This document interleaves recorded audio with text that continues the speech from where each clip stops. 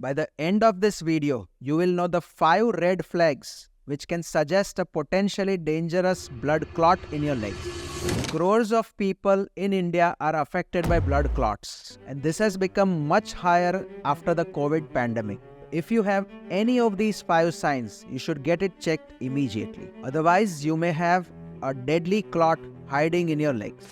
DVT या blood clotting बहुत Indians में हो रहा है, कोविड के बाद बहुत ज़्यादा कॉमन है, एंड ऐसा नहीं है कि सिर्फ एल्डरली या हॉस्पिटलाइज लोगों को है, बहुत यंग इंडिविजुअल्स को भी हम देखते हैं विदाउट एनी ऑब्वियस रीजन उनको सडनली डीवीटी या डीप वेन थ्रोम्बोसिस हो जाता है। कुछ फेमस लोग जिनको डीवीटी हुआ है उनमें नवजोत सिंह सिद्धू जो अपने पुराने क्रिकेटर थे, Hillary Clinton and even Serena Williams the tennis superstar, इन सब को डीप वेन थ्रोम्बोसिस का प्रॉब्लम हुआ है। Sign number 1 is sudden onset of swelling in your legs. This is often the first sign of a clot in your leg. DVT में blood flow artery से पैर में बराबर आता है, बट पैर का ब्लड फ्लो वापस नहीं आ सकता and it gets collected there. इसकी वजह से पूरा पैर सूज जाता है और कई बार इतना हार्ड हो जाता है कि पैर मूव करना भी मुश्किल हो जाता है। सो sudden severe swelling in one leg which happens over a few hours or within a few days should always cause suspicion towards deep vein thrombosis or blood clot. एक और इम्पॉर्टेंट बात हमने नोटिस की है कि कुछ लोगों में मसाज करने के बाद सडनली स्वेलिंग बढ़ जाता है। मसाज करने से मेन एक प्रॉब्लम या कॉम्प्लिकेशन हो सकता है कि अगर पैर में क्लॉट है और मसाज कर दिया और वो क्लॉट पैर में से छूट के लंग्स में चला गया और पल्मोनरी एम्बोलिज्म हो गया, then it can become very serious. So please, अगर आपको एक पैर में सडनली स्वेलिंग आया है तो do not massage that leg. Sign number 2 है sudden onset of pain and tenderness.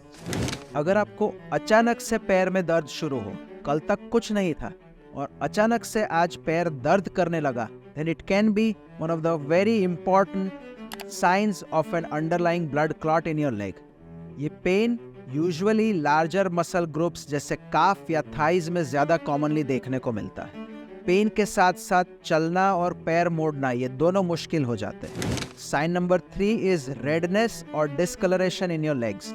अगर सुपरफिशियल वेन थ्रोम्बोसिस है, मतलब जो वेन्स हमारे स्किन के बहुत करीब या नजदीक या सुपरफिशियल है, then we can actually feel the blood clot in the veins. और इसके साथ साथ ये भी नोटिस करता है कि जो वेन्स पहले सॉफ्ट थी वो अचानक से हार्ड हो जाती है और वहाँ ऊपर का कलर रेड हो जाता है। वैसे ही डीप वेन थ्रोम्बोसिस जो डीपर वेन्स में क्लॉटिंग की वजह से है, उसमें भी पैर में कलर चेंज आ सकता है। In extreme cases of extensive DVT, if arterial blood flow compromise हो जाता है, मतलब आर्टरीज का ब्लड फ्लो पैरों में कम मिलता है, then the whole skin or the leg will become very very pale or white. And in the reverse way, अगर वेन में भी कोई भी ब्लड फ्लो नहीं हो रहा है और वहाँ impure blood भरा का भरा रह जाता है, then the color change may be bluish or purplish. Both these extreme conditions are fortunately rare and affect only 1 to 2% of people with extensive DVT. But ये दोनों जानना ज़रूरी है because they can end up with something called as venous gangrene, which often leads to necrosis and blackening of muscles and end up with amputation. इस complication को early diagnosis and early treatment he prevent कर सकते हैं. You can see some photos which show venous gangrene and how the muscles look so bad and damaged because of this problem. Sign number 4 है warmth. अगर पैर में ज़्यादा गर्मी आ गई, then that can also indicate the presence of a blood clot. हाँ, पैर गर्म होना कई बार इन्फेक्शन या सेलुलाइटिस की भी निशानी है, but it is also found with sudden severe extensive blood clot. And the 5th red flag is difficulty in breathing. Severe cases, अगर पैर में से blood clot निकल के lungs की ओर चला गया, it can give rise to pulmonary embolism.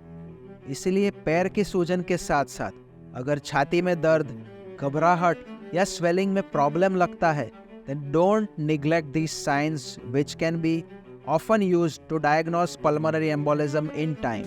Even with these minor signs, we always recommend hospitalization and monitoring because अगर छोटा क्लॉट गया है, it will give rise to very simple signs like only chest tightness या breathing difficulty.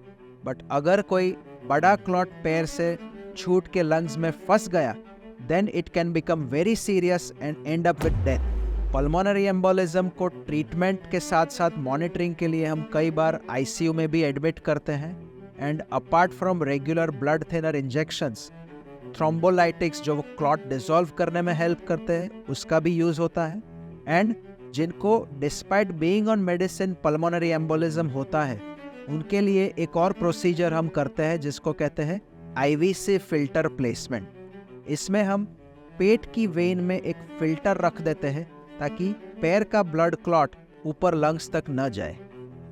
Blood clot की treatments commonly blood thinner injections या tablets होती हैं और there are other alternative modern treatment advanced methods also जो आपको इस video में देखने मिलेगी।